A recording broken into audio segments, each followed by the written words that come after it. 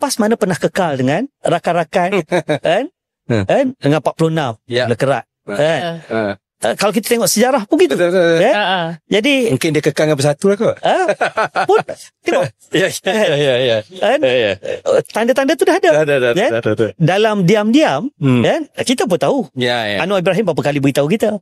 PAS menghantar wakil berjumpa dengan Datuk Seri Anwar. PAS menghantar wakil jumpa dengan Datuk Seri Zahid Hamidi tanpa diketahui oleh pimpinan bersatu.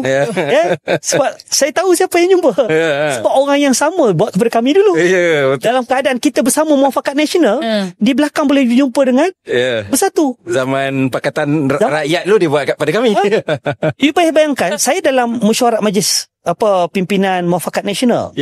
Saya yang ada diminitkan. Saya tanya, betul ke dengar cerita PAS akan terlibat dalam menubuhkan Parti Perikatan Nasional? Oh, tak betul. Kan? Tak betul. Kita kan dah setuju. Bila kita bersama dalam kerajaan selepas Sheraton Move dulu, kita memang ada mesyuarat dengan PAS. Peringkat awal, keputusan kita tak nak menubuhkan kerajaan. Kita nak pilihan raya. Waktu itu. Sebab waktu itu Datuk Seri Najib kuat.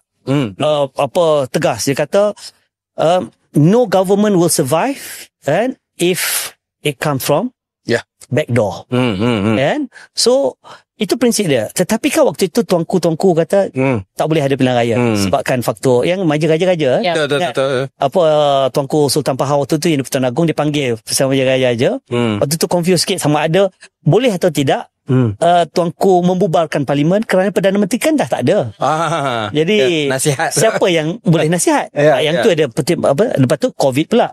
Akhirnya tuanku minta supaya kalau boleh berkompromi.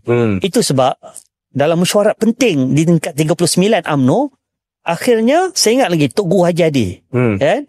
Dia bangun, dia beritahu kata macam inilah, UMNO tak pernah berhadapan dengan pilihan raya sebagai pembangkang. Kami dah ada pengalaman. Lebih baik kita masuk sekejap dalam kerajaan dan kita bubar daripada kita jadi pembangkang.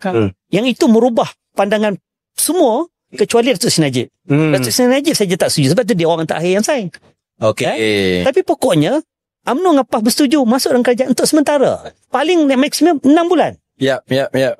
Lepas bajet bubar. Tetapi itu tidak berlaku sebab ujian takhta wanita kuasa. 3 ta kan. Itu tidak berlaku. Akhirnya Tan Sri Muhyiddin Yassin ini, kita yang naikkan dia sebagai Perdana Menteri. Lepas habis COVID ni, saya cerita sikit penting ni. Lepas habis COVID, dia panggil Biro Politik UMNO. Saya ketua pemuda waktu itu. Ke rumah dia. Waktu tu salah sebenarnya nak pergi waktu tu. Baru tapi pergi. Waktu tu kali pertama dia menzahirkan hasratnya kalau boleh kita tubuhkan Parti Perikatan Nasional. Kita tak setuju UMNO. Kita kata Perikatan Nasional tu kan hanya gagasan longgar, gabungan longgar yang mencadangkan nama Perikatan Nasional itu pun UMNO. Daripada Parti Perikatan awal dan Barisan Nasional, buang Barisan Perikatan Nasional. Kan hasrat sebagai parti. So message kita loud and clear kepada Tan Sri Muhyiddin. Tapi lepas mesyuarat tersebut, rupa-rupanya dia pun engage dengan PAS. Dia engage dengan MIC. You bayangkan MIC itu kita punya kawan. Senyap-senyap ditubuhkan jawatan kuasa penaja. Jadi kita tanya dalam mesyuarat, PAS tak mengaku, Tuan Ibrahim tak mengaku, semua tak mengaku. Kali kedua, bila kita dah dapat tahu MIC masuk dalam Dewan Tertinggi Barisan Nasional, saya waktu tu ketua muda. Saya memang lawan, betul lah. Saya kata, Tan Sri, you have to choose either you want to be with us or you want to be with them. So either or. Tan Sri kata, Presiden MIC waktu tu beritahu, kami silap faham, kami ingat kita duduk dalam Perikatan Nasional, Kerajaan Perikatan Nasional ni, kita tak ada masalah. Tapi akhirnya ini ada dalam rekod ni. You buka lah Google, MIC buat keputusan keluar daripada jawatan kuasa penaja. Itu yang keputusan sebab Dewan Tertinggi Barisan Nasional buat keputusan you have to be out sebab kita tak setuju.